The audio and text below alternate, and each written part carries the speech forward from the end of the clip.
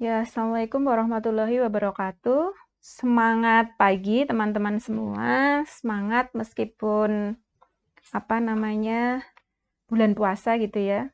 Tapi kita tetap harus semangat untuk mempelajari statistika lanjut. Oke, kali ini melanjutkan yang minggu lalu, uji komparatif yang pertama yang sudah kita bahas adalah one independent sample t-test dan paired sample t-test. Kali ini kita akan belajar one way ANOVA, kemudian nanti berikutnya lagi kita akan belajar two way ANOVA. Nah, one way ANOVA ini disebut juga ANOVA satu jalur. Jadi kalau kalian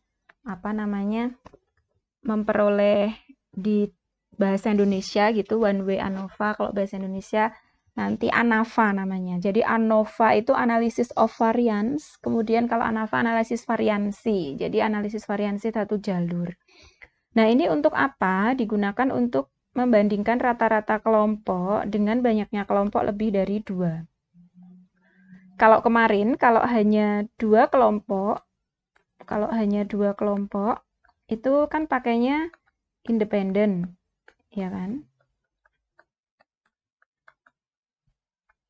Independent t-test ya, dua kelompok berbeda. Oke. Itu kan independent t-test. Nah, sekarang ketika lebih dari 2, jadi bisa 3, 4, 5, itu pakainya one way ANOVA. Nah, ini dilihat dari satu variabel dulu. Oke, satu variabel. Nah, nanti kalau variabelnya lebih dari 1, ya nggak bisa pakai one way ANOVA. Nanti kita lihat pakai apa lagi ya. Oke, uji prasyarat yang harus dilakukan, sama seperti yang kemarin, itu harus normalitas terpenuhi dan homogenitas terpenuhi, karena ini ada banyak kelompok.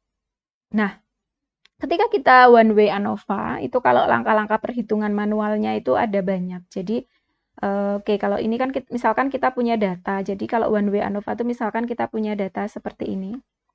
Jadi misalkan kita mau prestasi belajar dengan metode A, B, C, D, E.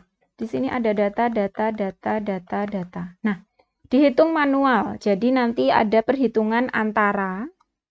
Antara itu berarti antar kelompok. Jadi kelompoknya misalkan ada 4, berarti M-nya ini adalah 4. Kemudian dalam. Dalam itu berarti di antara masing-masing kelompok itu juga nanti juga diperhitungkan data-data yang ada di dalam kelompok. Jadi ada itu N dengan M. N itu adalah banyaknya data. Jadi tergantung ini banyaknya data ada berapa, ini dihitung. Di sini misalkan ada 5 data, berarti ada 25. Kalau ada 5, 10, 5, dan itu dihitung totalnya.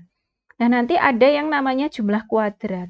Apa itu jumlah kuadrat? Jumlah kuadrat perhitungannya seperti ini. Ini hitungan dulu ketika kalian belajar statistika dasar itu ada sigma. Ya kan? Sigma kelompok. Jadi jumlah dari masing-masing data yang di tiap kelompok dikuadratkan.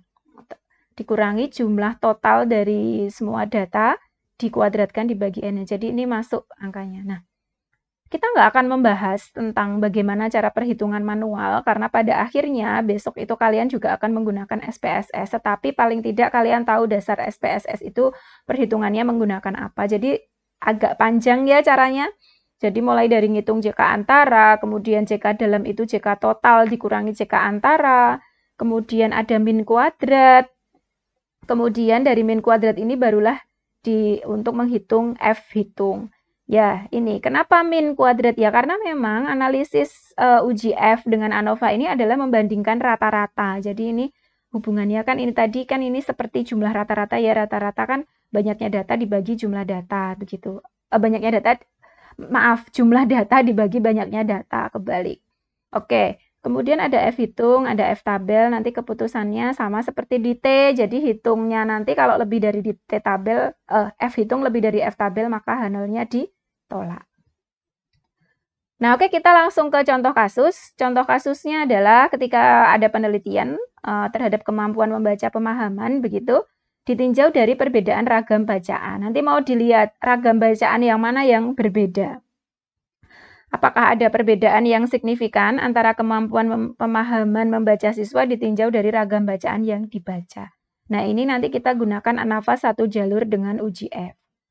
Kalau misalkan kita menghitung, ini tadi ya hitung manual. Dilakukan perhitungan, karena total datanya ini masing-masing kan 12 data, 12 data, 12 data, 12 data, jadi ada 48 data gitu ya. Nah, ini dihitung, hitung, ketemulah F hitungnya adalah 14,77. 14,77 dengan F tabel 2,84. Maka diperoleh di sini F hitung lebih dari F tabel. Nah, F tabel ini dipengaruhi oleh apa? Jadi nanti kalau membaca F tabel, itu nanti ada 2 biasanya di tabel itu. Nanti kalau untuk tabel 0,05 nanti ada yang namanya V1, ada yang namanya V2. Jadi derajat pembilang dengan derajat penyebut. V1 itu pembilangnya, penyebutnya yang V2. Jadi nanti dipengaruhi oleh ini.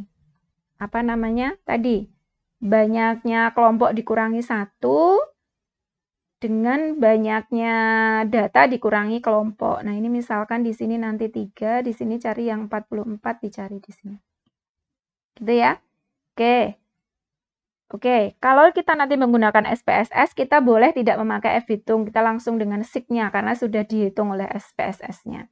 Jadi ini kalau pandangan aja bahwa kita bisa melakukan perhitungan secara manual. Nah, langkah pengujiannya sama seperti langkah-langkah pengujian yang lalu, ada hipotesis. Hipotesisnya apa? Nah, H0 itu yang sama ya, berarti nggak ada perbedaan. Kan kalau nggak ada perbedaan, jadi H0 itu pada umumnya ya sama aja lah ke 4 ragam itu. Tapi kita, masa sih sama? Mungkin ada perbedaan, nah maka kita gunakan H1. Kemudian ada taraf signifikansi alfa 0,05, statistik ujinya kita gunakan ANOVA, lebih tepatnya one way ANOVA gitu ya.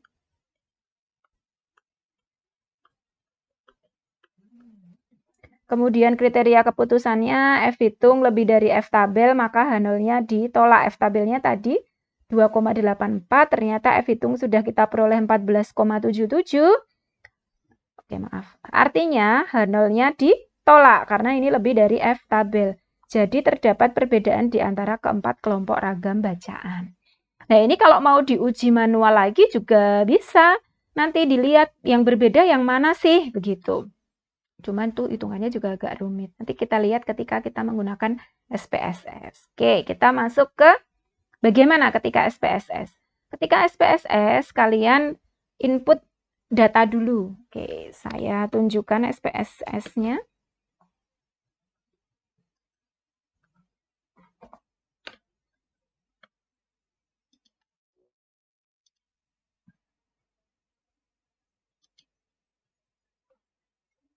Oke.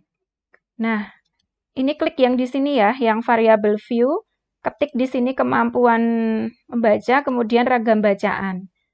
Nah, dari situ nanti kita sudah, di sini sudah saya tampilkan ya, dari variable view. Oke, kita let's show lagi. Dari variable view, kemudian ini nanti ditulis di sini, nanti ikuti saja ini. Kemudian selanjutnya, kita pilih yang values untuk yang ragam bacaan karena kita mau menamakan. Jadi, value 1, tulis 1 narasi, kemudian nanti klik add. Nanti akan pindah ke sini, 1 narasi gitu. Sampai ke 4, kemudian klik OK. Nah, nanti itu akan berubah. Nah, tampilan yang sudah jadi, nanti jadinya seperti ini.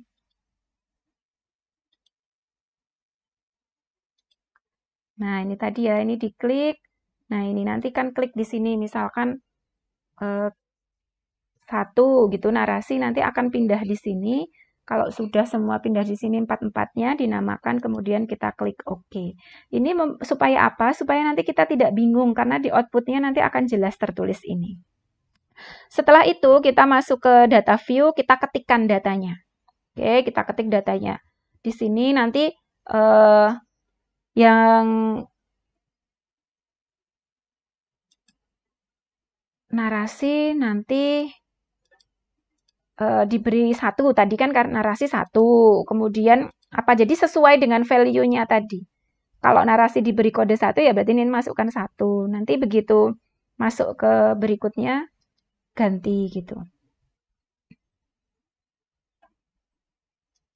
Oke, balik lagi ke yang tadi ya. Jadi di slide ini sudah saya beri langkah-langkahnya juga. Sambil Anda memperhatikan ini bisa. Tapi kalau kemarin sudah paham sebenarnya ya sudah bisa sih tanpa melihat video ini. Cuman ketika kalian bingung di video ini saya sampaikan juga. Oke, jadi ini sampai 4 ya. Ini saya capture yang terakhir aja. Input data view. Nah, setelah itu kita akan menguji normalitas. Seperti biasa, klik Analyze, Non-Parametric Test, kemudian pilih One Sample. Setelah itu, setelah One Sample nanti mungkin akan muncul screening data dan sebagainya. Nanti pilih yang Fields ya. Kemudian yang kemampuan membaca saja, yang ragam bacaan dikeluarkan. Kalau nanti ada di sini, nanti ini diklik, dia akan pindah ke sana. Kalau sudah, nanti klik Run. Gitu ya. Kalau sudah klik Run, oh jangan klik Run dulu, mohon maaf. Oke. Jangan klik Run dulu. Jangan klik Run dulu. Karena belum tahu tesnya pakai apa. Pilih Setting dulu, kemudian Choose Test, kemudian Customize, kemudian pilih Kolmogorov-Smirnov. Udah, habis itu langsung run gitu. Nanti akan muncul seperti ini. Oke.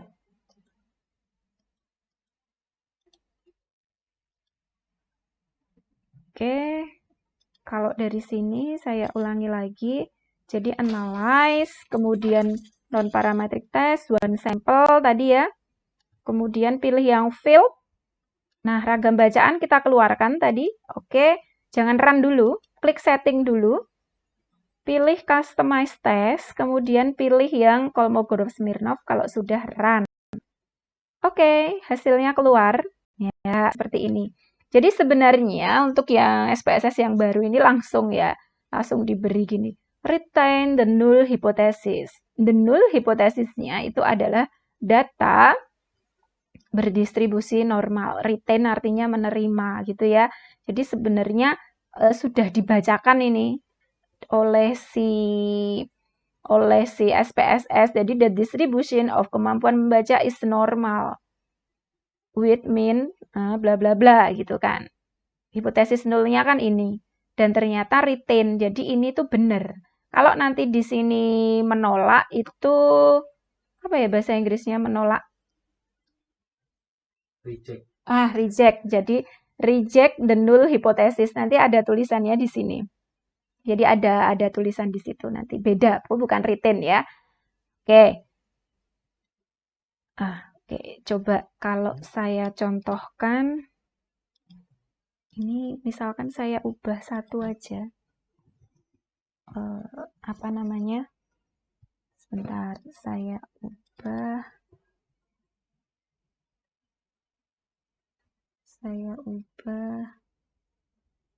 70 begitu, atau 75. Kemudian yang ini juga saya ubah jadi mana tadi? 75. 75.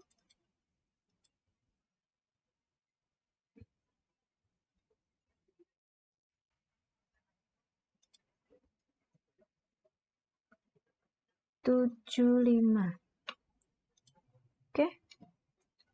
Coba ya kita analyze.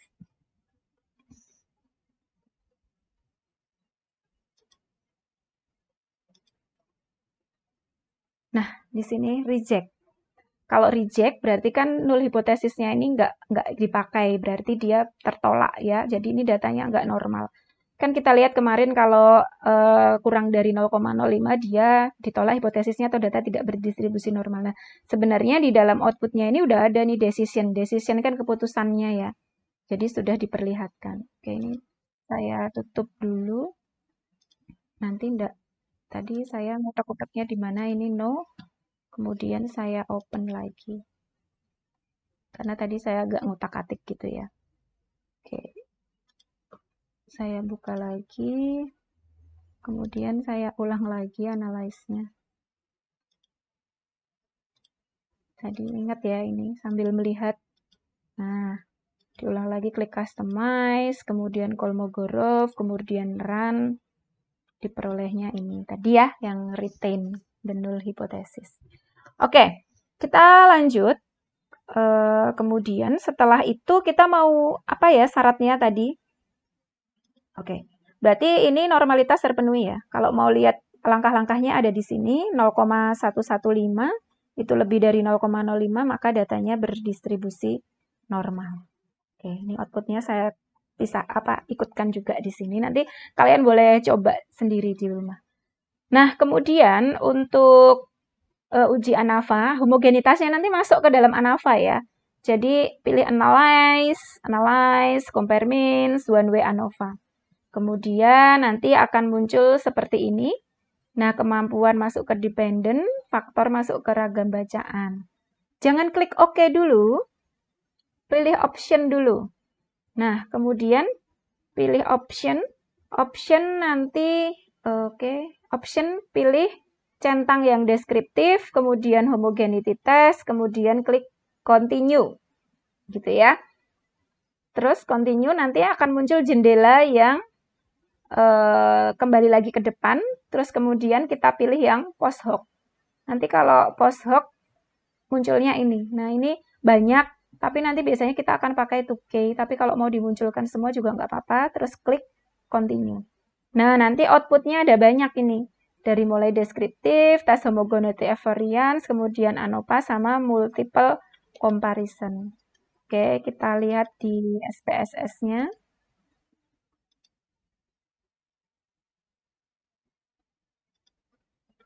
Analyze, compare means tadi ya, one way ANOVA, kemampuan membaca masukan, ragam bacaan sebagai faktor dia, karena ada 4 tadi ya, kemudian option, deskriptifnya mau dimunculkan, mau melihat rata-ratanya, tes homogenitasnya dimunculkan, kita centang, kemudian klik continue, kita mau lihat nanti mana yang berbeda, klik post hoc. Ya, di sini kita centang, biasanya yang dipakai 4 ini, nanti tapi cukup satu aja, 2K yang dilihat boleh, kita pakai signifikansinya 0,05, defaultnya kita klik continue, kemudian klik OK.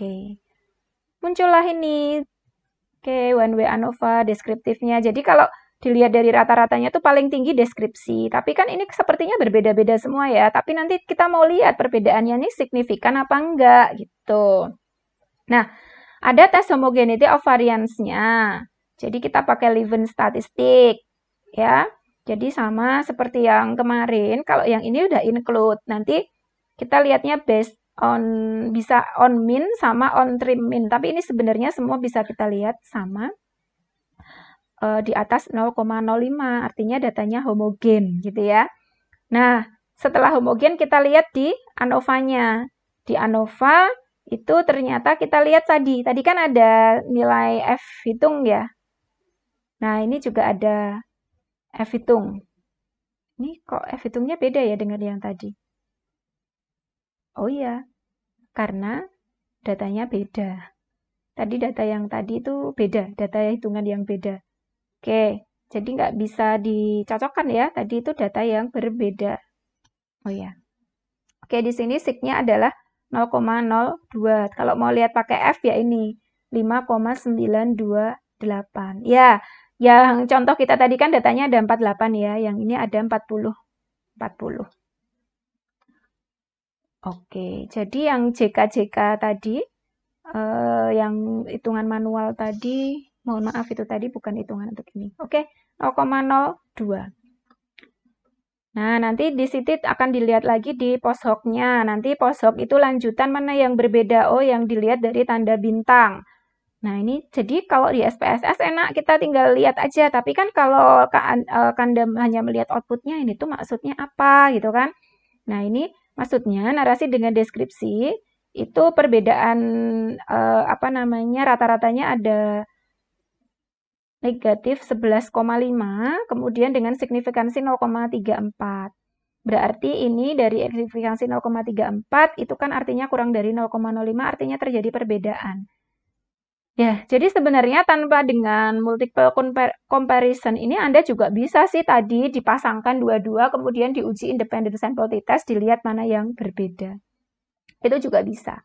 Tapi kalau dengan one way ANOVA itu kita lihat secara bersama-sama dan kita punya ternyata narasi dengan deskripsi itu berbeda, kemudian deskripsi dengan narasi ya berarti sama, kemudian deskripsi dengan argumentasi juga berbeda. Dah selain itu sama. Oke, kita kembali ke materinya. Nah, ini yang saya maksudkan tadi. Ternyata saya itu memberikan contoh perhitungannya bukan untuk perhitungan yang kasus ini ya. Ini kasus yang lain. Oke, yang ini. Ya. Oke, jadi itu sebentar. Coba jangan-jangan itu adalah kasus perhitungan manual untuk soal yang saya berikan. Nah, benar. Jadi, yang saya berikan tadi adalah hitungan manual dari soal. Jadi, soal ANOVA yang saya berikan ke kalian. Yang ini, yang nanti jadi tugas untuk dianalisis. Jadi, kalau mau dihitung manual, tadi kan dapatnya 14,77 sama ya. Nah, ini tapi kalau pakai ini nanti kita lihat. Itu ya, jadi bukan untuk yang di depan. Oke. Baik, kita kembali lagi. Nah, itu tadi ya outputnya. Terus kemudian uji homogenitas tadi ambil yang saya ulang lagi. Tadi sudah saya sampaikan ketika saya buka SPSS-nya. Saya ulang lagi di slide ini. Tes homogeneity of variance. Kemudian kalian lihat di sini. Sebenarnya bisa yang atas atau yang bawah. Ini ya. Based on mean rata-rata atau trim mean yang sudah disesuaikan. Nah, harapannya adalah H0-nya itu diterima. Atau P-nya itu lebih dari 0,05. Berarti datanya variansinya adalah homogen. Ya, jadi asumsi terpenuhi. Jadi langkah-langkah ini sama ya seperti yang kemarin sudah kita lakukan. Kemudian kita lanjut ke ANOVA-nya. Nah, ini yang utamanya yang ini ya ANOVA-nya. Kita nggak lihat dari F-nya. Kita lihat aja dari ini langsung lebih enak dari ini langsung. Kalau mau melihat dari F-nya ya nanti cari F 0,05 dengan 3 dengan 36. Oke, 3, 36. Nanti dicari F tabelnya berapa. Gitu ya. Oke, jadi di sini kita peroleh ini. Jadi dengan sig yang kurang dari 0,05 itu kalau H0-nya ditolak. Nah, ternyata kita punya 0,02. H0-nya ditolak. H0 ditolak itu apa toh? Kita lihat di sini. Oh, H0 ditolak itu tidak ada perbedaan. Salah ya. H0 ditolak itu ada perbedaan. Oke. Kalau H0 diterima lah, berarti baru tidak ada perbedaannya. Ini karena H0 ditolak, berarti kita masuk ke ada perbedaan di antara keempat ragam bacaan. Kemudian lanjut ke post hoc test. Tadi outputnya seperti ini, ada 1, 2, 3, 4. Tapi kita lihat salah satu aja yang 2K. Tadi kita lihat yang ada tanda bintang. Berarti narasi dengan deskripsi. Yang ini juga ada tanda bintang. Dan kurang dari 0,05. Ini juga tanda bintang dengan 0,05. Mana lagi? Ini ya. Nah, sama. Nah, jadi ini kan narasi deskripsi, deskripsi narasi, deskripsi argumentasi, argumentasi deskripsi. Intinya yang terdapat perbedaan secara signifikan hanyalah deskripsi dan argumentasi serta narasi dan deskripsi. Untuk yang lain tidak ada perbedaan yang signifikan. Jadi yang terdapat perbedaan hanya dua itu. Dan kalau mau dilihat dari dua itu mana yang lebih baik antara deskripsi dengan narasi, ternyata deskripsinya lebih baik. Kenapa? Karena rata-ratanya lebih baik daripada narasi. Dan deskripsi juga lebih baik daripada argumentasi. Itu lihatnya dari rata-rata. Jadi deskriptifnya itu juga penting ya untuk dilihat.